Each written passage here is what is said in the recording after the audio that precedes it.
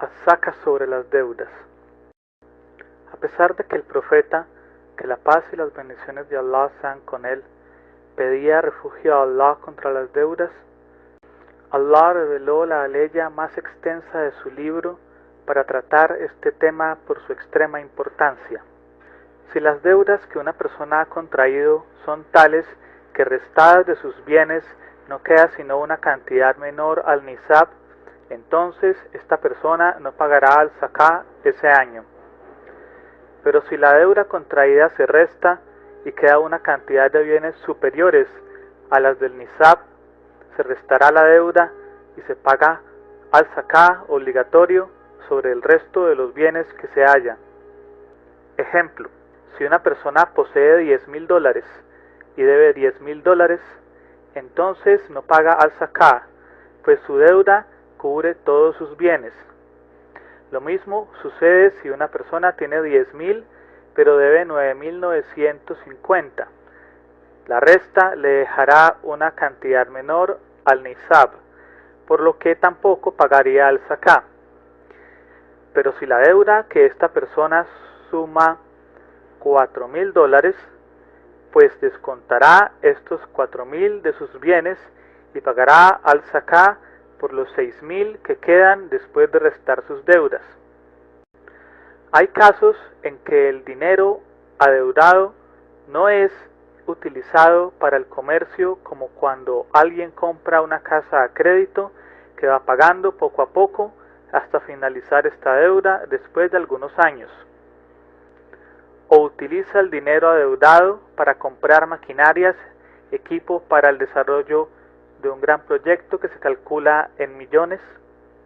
Puede ser que un comerciante o un empresario decida ampliar su trabajo, así que compra lo necesario para ampliar su trabajo y éste pide un préstamo por millones de dólares con el fin de lograr su propósito.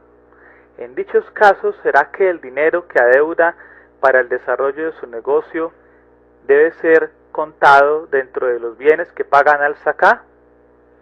Si se dirá que no, estaríamos entonces decretando la pérdida de un gran capital para al zaká que sería repartido entre los pobres, a tal punto que se podría incluso llegar a afirmar que los comerciantes y los empresarios que utilizan la deuda como una forma de ampliar su negocio no deben pagar al zaká. Al respecto, la segunda convención sobre asuntos de al zaká actuales, que se realizó en Kuwait, decidió lo siguiente. Primero, descontar de los bienes sobre los que se debe pagar al zaká todas las deudas que vayan a financiar alguna obra o algún proyecto para ampliar el negocio, siempre y cuando el deudor no tenga bienes fijos más allá de las necesidades de su empresa. Segundo, se descuenta de los bienes sobre los que se debe pagar al zaká las deudas de inversión con las cuales se financian proyectos industriales, siempre y cuando la cantidad de bienes fijos que tenga el deudor sea mayor a las necesidades originales, de tal manera que se pueda pagar de estos bienes al zaká, ya que reemplazan los bienes que se tengan en deuda. En el caso de que estas deudas de inversión sean a largo plazo, se descuenta de los bienes de al zaká. En el caso de que los bienes fijos alcancen a cubrir o sobrepasen la cantidad de bienes que se utilizan en forma de préstamo para ampliar el negocio, en este caso no se descuentan las deudas de los bienes que deben ser pagados sobre ellos al zaká. Sin embargo, en el caso en que los bienes fijos sean inferiores a la cantidad de la deuda, se descuenta la deuda y se paga al zaká de lo que quede.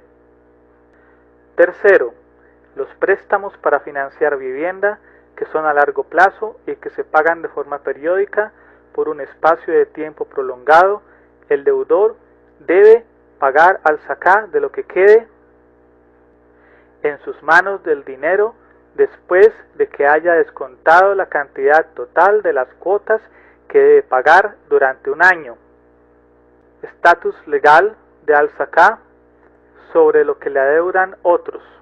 Si no es posible cobrar lo adeudado, como cuando el deudor está en la quiebra, o la persona cuyo estado financiero es bueno, pero que se retrasa en pagar la deuda, o simplemente se niega a pagar, entonces no es obligatorio pagar al-Zaká de lo que le adeudan, sino que debe pagar al-Zaká de una vez cuando le paguen lo que le deben.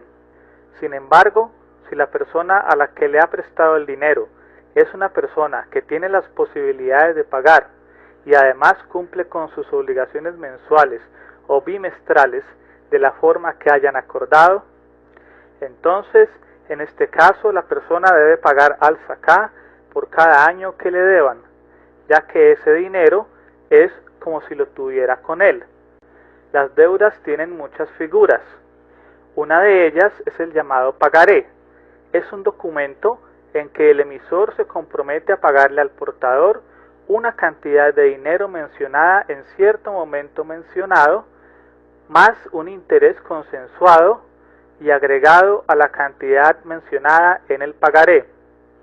Esto es usura evidentemente, pues se trata de una deuda que aportará un interés usurero. Este tipo de boletas de deuda o pagarés son ilícitos, pues son préstamos con interés expreso. Quien los usa o los emite debe arrepentirse ante Allah. Los pagarés son una deuda a largo plazo que debe ser cubierta por la persona que se ha comprometido a pagar. Por ende, a pesar de esto, tienen el mismo estatus que el az-Zaka sobre las deudas.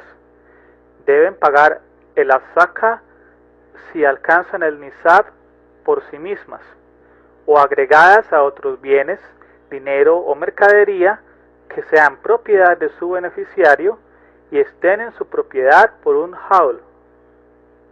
Debe por ellas pagar el 2,5%, aunque no se puedan cobrar sino después de un tiempo predeterminado. Igual debe pagar su az-Zaka al momento de cobrarlas por todos los años que las ha tenido. En cuanto a los bienes sobre los cuales se cobra una renta y que no han sido establecidos para comerciar con ellos, como los inmuebles, automóviles o industrias y fábricas de producción, etc., pues los juristas concuerdan que no se debe pagar az-Zaka sobre estos bienes, sino que se debe pagar sobre la cantidad de dinero que se reciba, y la mayoría de los juristas expresan que este dinero debe ser sumado al nisab y debe haber pasado un haul y pagar el 2,5% como se hace con el resto del dinero. Otro tema importante es sobre la liquidación de retiro o de jubilación y la renta de jubilación. El funcionario o el obrero no debe pagar az-Zaka por estos derechos laborales mientras presta aún sus servicios laborales, pues todavía no tiene la propiedad completa sobre estos fondos, que es requisito para el pago de la az-Zaka, porque él no puede gastarlos ni ejercer otros derechos propietarios mientras aún está en servicio.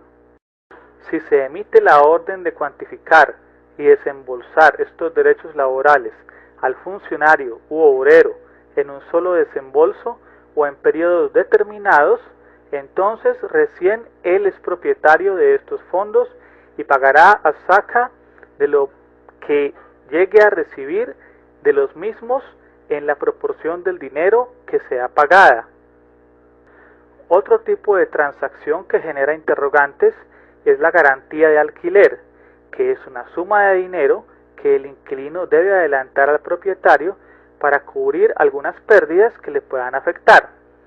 El inquilino o contratante del alquiler no tiene la obligación de pagar az-Zaka sobre el dinero que adelanta como garantía del propietario, pues este dinero no está ya en su propiedad. No es obligatorio pagar az-Zaka por los derechos de autor o propiedad intelectual por sí mismos, pues no llenan los requisitos de la obligatoriedad de az-Zaka. Sin embargo, si estos derechos se explotan económicamente, entonces las ganancias que produzcan se tratarán como otras ganancias monetarias.